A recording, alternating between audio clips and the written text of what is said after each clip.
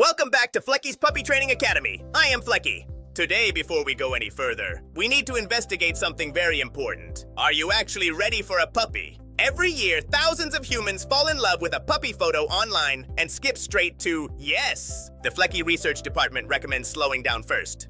Let's look at the evidence.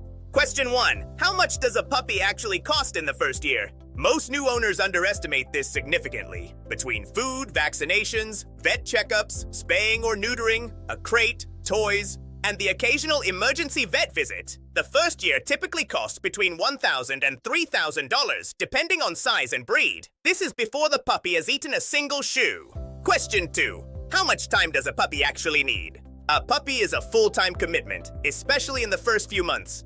Potty breaks every 2 to 3 hours, multiple short training sessions a day, daily exercise, socialization with people, dogs, and new environments. If your schedule does not currently have room for this, your puppy will find a way to remind you, loudly. Question 3. What age can you actually get a puppy? Responsible breeders and shelters do not release puppies before 8 weeks old. Puppies need this time with their mother and litter mates to learn basic social skills, like bite inhibition. A puppy taken home too early is more likely to develop behavior problems later. If someone offers you a 6-week-old puppy, the Flecki Research Department recommends walking away. Question 4.